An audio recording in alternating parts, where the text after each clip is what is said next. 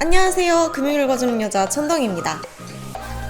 요즘에 전세보다는 이제 월세 또는 반전세가 점점 늘어나고 있어요. 아무튼 전세와 월세의 차이점과 각각의 장단점에 대해서 제가 이전에 영상 올려드렸었는데 본인의 상황에 맞게 그리고 예산에 맞게 선택을 하시면 되고요. 그런데 월세로 살게 되면 정부에서 혜택을 주는 사항들이 있습니다. 바로 월세 소득공제 그리고 세액공제입니다. 이거 모르시는 분들이 은근히 많더라고요. 저도 회사 다닐 때 몰랐거든요. 자, 이 월세 공제는 두 가지로 나뉩니다. 세액공제의 형태가 있고 소득공제의 형태가 있어요. 둘은 다른 거예요.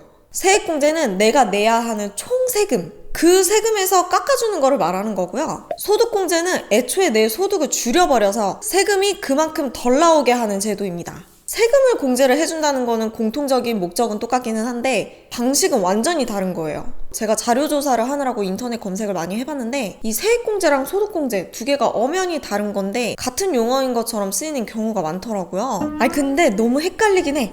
그래서 소득공제를 설명을 하는 건지 세액공제를 설명을 하는 건지 잘 구분을 하시고 보셔야 합니다. 자, 결론을 먼저 말씀을 드리면요. 지금 내가 월세를 내고 있다면 월세 세액공제를 먼저 확인을 해보시고 내가 월세 세액공제를 못 받는 상황일 때 소득공제로 받으시면 됩니다. 월세 세액공제 조건이 좀 더 까다롭고 일반적인 경우에는 이 월세 소득공제보다 조금 더 유리한 경우가 많기 때문이죠. 지금부터 제대로 비교를 해볼게요.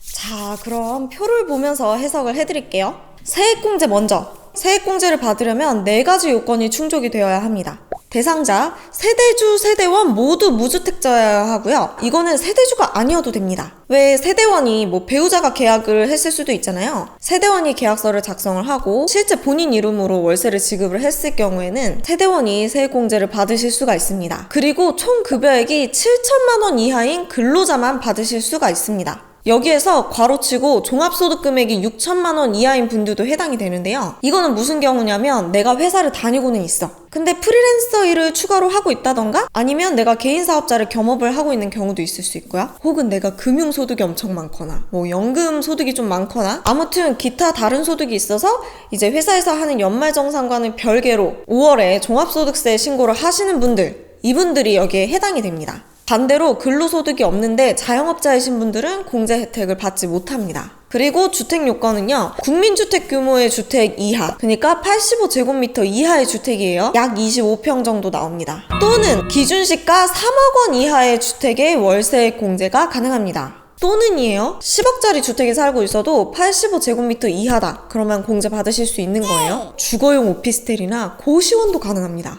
하지만 기숙사는 안 된다는 거. 그리고 단 여기에 전입신고가 되어 있어야 합니다. 만약에 내가 중간에 이사를 가게 돼서 지금 주민등록상의 주소가 다를 수도 있잖아요. 그럴 땐 주민등록 초본을 뽑으시면 주소를 이전했던 내용들이 다 나와요. 그래서 이거를 추가 서류로 제출을 하시면 되니까 걱정 안 하셔도 되고요. 자, 그렇다면 얼마나 공제가 되느냐. 연 750만 원 한도 내에서 월세로 치면 내가 1년 내내 살았다는 가정하에 월 62만 5천 원까지인데요. 연봉 7천만 원 이하이신 분들은 10%고요. 연봉 5,500만 원 이하이신 분들은 12%가 공제가 됩니다. 어떻게 계산을 하냐면 만약에 내가 연봉이 5,500만 원인 근로자라면 한 달에 내가 월세를 70만 원씩 냈어요. 그러면 750만 원이 넘어가 버리잖아요. 넘어가는 금액은 못 받고 우리 한도가 750만 원까지니까 이 750만 원의 12%를 해야 해요. 그러면 90만 원입니다. 내가 내야 할 세금 중에서 90만 원을 그대로 돌려받는 거예요. 여러분, 이거는 세액공제잖아요. 내가 애초에 세금을 그렇게 많이 내지 않는다 하면 그만큼 덜 돌려받는 거예요. 그냥 주는 돈이 아니고 환급금인 겁니다.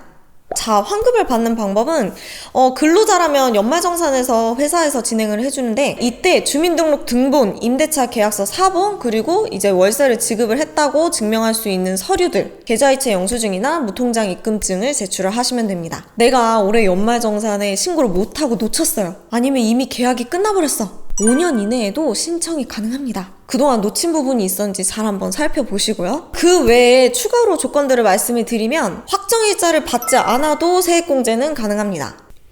그리고 여기서 무주택자여야지 된다고 말씀을 드렸잖아요. 이 함께 살고 있는 배우자, 직계 좀비속 형제자매 다 포함해서 다 무주택자여야 해요. 부모님, 배우자, 형제자매가 다 무주택자여야 합니다. 근데 이제 부부이신데 세대를 분리해 놓은 경우도 있더라고요. 배우자 같은 경우는 세대를 분리를 하더라도 같은 세대원으로 본다고 합니다. 이 부분 조금 주의를 해주셔야 될 것 같고요. 아르바이트 신분인데 소득공제를 받을 수가 있을까요? 4대 보험에 가입이 되어 있다면 받으실 수 있습니다. 프리랜서로 근무를 하시는 분들은 사업소득세 3.3%만 원천 징수하게 되실 텐데 4대 보험이 들어가지 않으면 근로자가 아니기 때문에 세액공제를 받으실 수가 없습니다. 그리고 이제 소득공제 요건. 이번에는 주택을 가지고 있어도 돼요. 유주택자도 가능하고 내가 연봉이 7천만 원 이상이어도 가능합니다.